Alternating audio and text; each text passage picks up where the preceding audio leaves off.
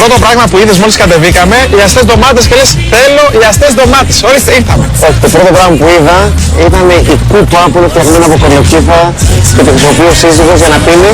Εγώ νόμιζα καφέ, αλλά τελικά αρακί. Είναι πολύ ωραία. Ναι, αρκεί να μου αφήσεις κάτι, αρκεί να μου αφήσεις κάτι. Λοιπόν, το γεια σας.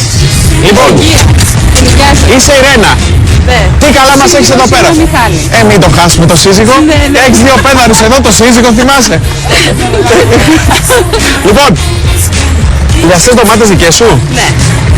Είναι παραγωγή μας, όπως και η ντομάτα εκεί. Τι φτιάχνουμε με αυτά, έχεις μαγειρεύσει εσύ. Κοίτα, το μόνο πράγμα που θα μπορούσα να κάνω για στην ντομάτα είναι σπαγγέτι με τόνο. Με ρόκα παρμεζά. Βέβαια. Εμείς την κάνουμε τηγανιτή εδώ με κουκούτι, όπως το μπακαλιάρο, πάρα πολύ ωραίο, κροκέτα. Γίνεται πατέλια στις ντομάτα. Πατέ. Α, ωραία.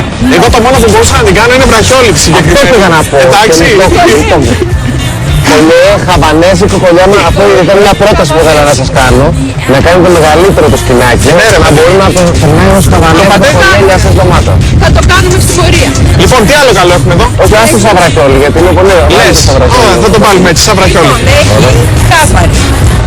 Κάπαρη είναι μικρή κιόλας, είναι καλή, ντόπια είναι, έτσι. Ναι. Είναι φύλλο κάπαρης. Ωραία. Αυτό, Ωραία. το φύλλο. Αυτό είναι το κρίταμος που βγαίνει στη θάλασσα. Και αυτό είναι φασκόμηλο. Ναι.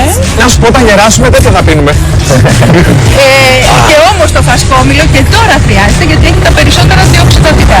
Φεύγουμε όλοι μαζί τώρα. Γιος.